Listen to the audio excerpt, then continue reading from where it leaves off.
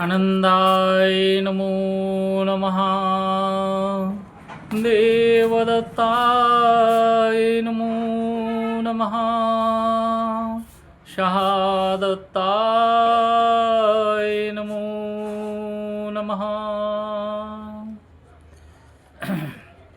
मायबाप हो, समर्थ बाळगीर महाराज म्हणजेच साक्षात शहादत्त महाप्रभूंचे अवतार अशा समर्थांची वाणी म्हणजेच ज्ञानामृत आणि तेच ज्ञानामृत त्यांचे पटशिष्य बापूजी पाटलाकडून तुम्हा आम्हा सर्व मायबापांना यांचा लाभ होत आहे।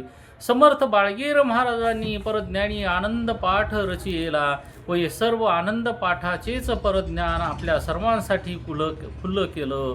मोकळ्या अंतकरणाने आपल्याला हे परज्ञानी ज्ञानामृत पाजवत आहेत, तरी आपण सर्व परज्ञानी साधू संत मायबापांनी ते आनंदाने व एकचित्ताने सेवन करून घेऊ हीच सर्वांच्या चरणी विनंती करतो मायबाप हो। कारण मी अज्ञान पामर जीव हीन दीन दुबळा आहे, पण तुम्ही श्रोते परज्ञानी आहात, तरी तुम्ही माझे अज्ञान जीवाचे बोबडे व येडे वाकडे शब्द गोड करून घ्यावे हीच सर्वांच्या चरणी प्रार्थना विनंती करतो। व समर्थांच्या वाणीचे किंवा अभंगाचे विश्लेषण मज अज्ञानी जीवाला करता येत नाही, ही सर्व गुरु माऊलींचीच कृपा होय। माझ्या मुखातून ती अमृतवाणी तेच सांगत आहेत, तरी आपण ती सर्वांनी एकाग्र चित्ताने श्रवण करू आणि ती गोड करून घ्या मायबाप हो।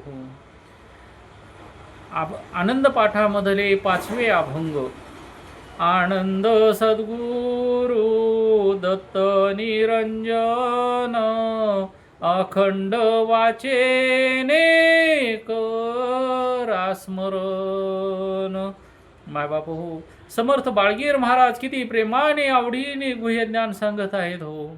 आनंद सद्गुरु म्हणजेच कोण?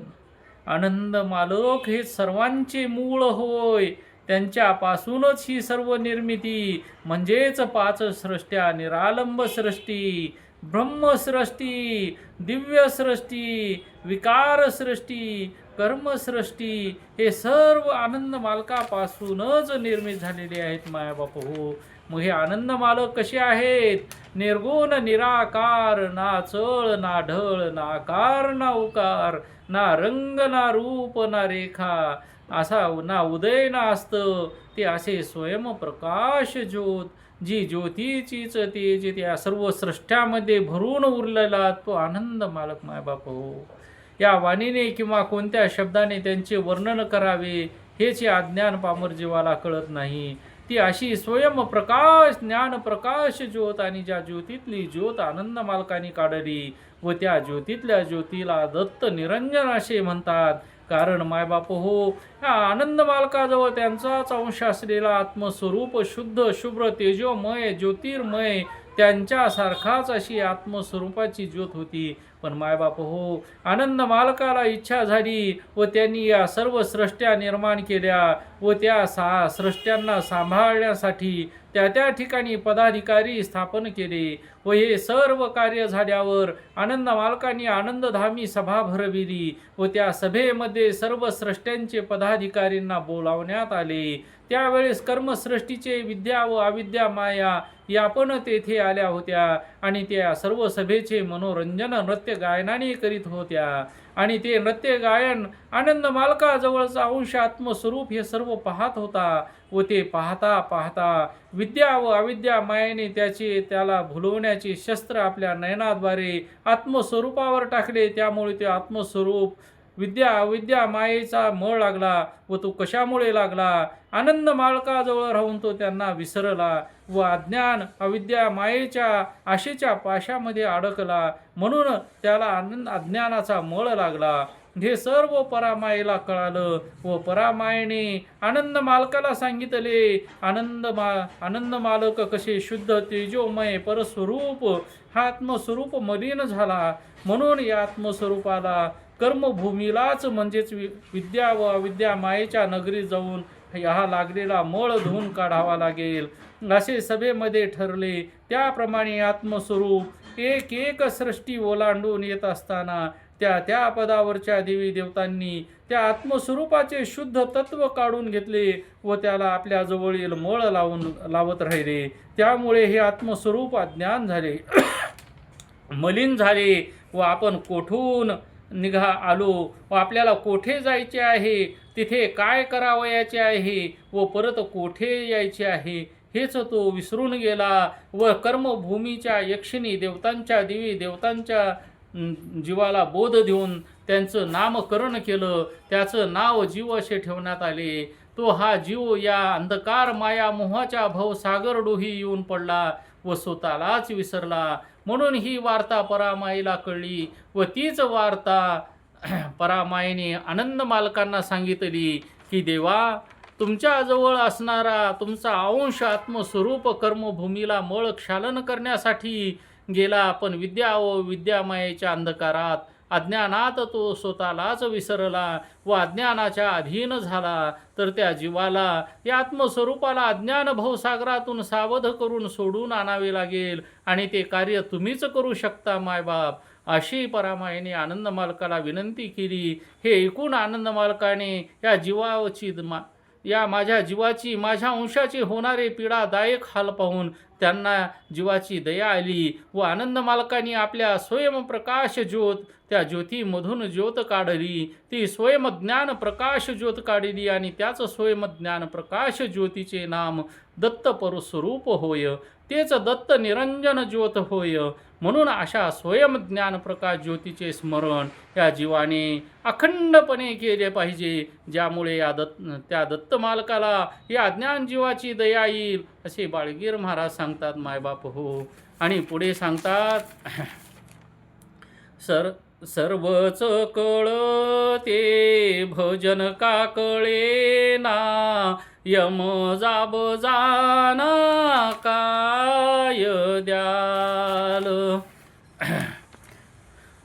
तर मायबाप हो, हा जीव अज्ञान भवसागरात म्हणजेच अज्ञान कर्म सृष्टीत आणला, त्यामुळे तो अज्ञानी झाला. म्हणून आता त्याला ज्ञानाचे किंवा शुद्धतेचे स्मरणच राहत नाही. तो सदा सर्वदा माया मोहाच्या मळाच्या अधीन राहतो, त्यामुळे तो स्वार्थी झाला. मग तो मी व माझंच असंच म्हणजेच या चर्मचक्षुने जे पाहिले ते मिळवण्याचे प्रयत्न करणे व या सृष्टीमध्ये तर सर्व काही नाशवंतच आहे, म्हणून तो नाशवंताच्या पाठीमागे लागला. मग त्याला सर्व माझंच हे कळायला लागलं व तो मिळवण्यासाठी आपलं आयुष्य पूर्ण वाया घालू लागला व त्यातच तो स्वतःला धन्य समजू लागला. पण मी कोण, कोठून आलो व इथे येण्याचं कारण काय व इथून पुढे जायचे आहे तरी कुठे, हे तो विसरला व आपल्याच जीवाचं स्वहित विसरला.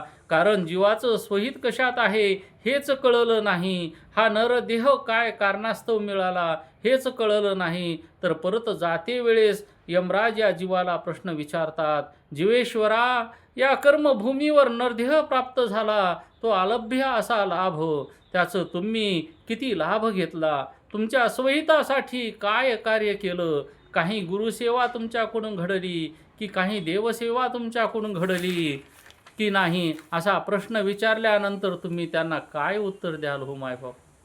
काय आहे काही पुण्य तुमच्या पदरी आहे का, असे यमराज विचारतात. त्यावेळेस आम्ही या यमराजाला काय उत्तर द्यावं, असे बाळगीर महाराज सांगतात व पुढे असा उपदेश करतात. संताची संगत सुखे करी संसारी, वायायर झारी शेनू नको. मायबापू, बाळगीर महाराज सांगतात, ही अज्ञान जीवा किती सहन करत आहेस रे हे जन्म मरणांच्या यातना, दुःख. 184 योनीमध्ये कोटी कोटी फेरा, कोट्यावधी वेळा जन्मला व कोट्यावधी मेला. पण ही जन्म घेते वेळेस मरते वेळेस एका रोमामध्ये हजार विंचवत डसल्याची आग किंवा त्या वेदना होतात. आणि असे दुःख भोगून जेव्हा पाप पुण्य बरोबर होते तेव्हा या नरजन्माचा उदय होतो. तर मायबाप हो, किती प्रयत्नानं मिळवलेला आहे हा नरदेह, आणि तो कशासाठी, या जन्म मरणाच्या दुःखामधून मुक्त होण्यासाठी. कारण मायबाप हो, अन्य कोणत्याही योनीमधल्या देहाला स्वहित करण्याची जाण नाही, ती जाणीव नरदेहालाच आहे. कारण या नरदेहातच अंतकरण, मन, बुद्धी, चित्त, अहंकार हे पंचकाचे देण आहे. त्याद्वारे आपण आपले स्वहित करू शकतो. म्हणून बाळगीर महाराज म्हणतात, तू साधू संताची संगत कर, त्यांच्या सानिध्यात राहा, कारण ते परमसुखाचे अनुभव घेत असतात. म्हणून तू त्यांची संगत कर जीवेश्वरा, ते तुझ्या स्वहिताचा मार्ग दाखवतील, असे गुरु महाराज आपल्याला सांगत आहेत मायबाप हो.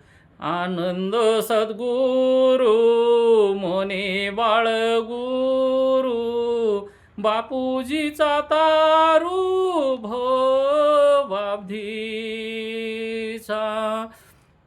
मायबाप हो, गुरु महाराज पुढं आणखीन सांगतात की अशा प्रकारे तू गुरु महाराजाजवळ नेतील व ते गुरु महाराज तुझा अंगीकार करतील, तुला सावध करून गुरु मंत्र देतील. त्यांच्यामुळे तुला हे लागलेले अज्ञानाचे भवबंध तुटतील व तू त्या परस्वरूपाला प्राप्त करू शकशील. म्हणून तुझी ही व्यर्थ असणारी भटकंती थांबव व या एरझाऱ्यामध्ये शिनू नकोस, असे समर्थ बाळगीर महाराज सांगतात.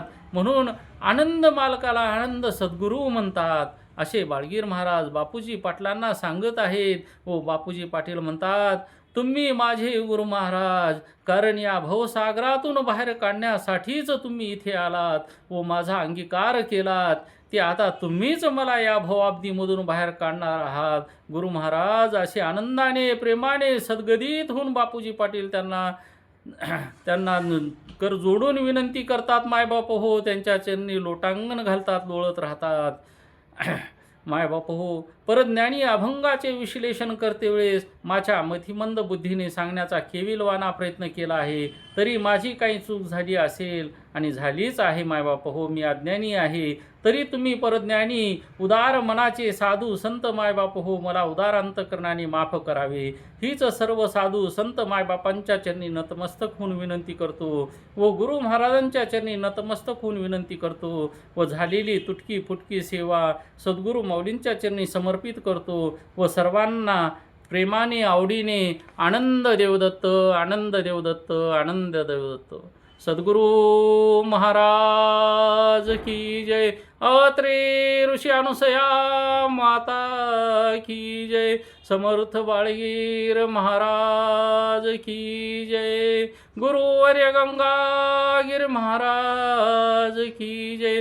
गुरुदेव श्री दत्तगिरी महाराज की जय. आनंद देवदत्त, आनंद देवदत्त, आनंद देवदत्त. सर्वांना आनंद देवदत्त.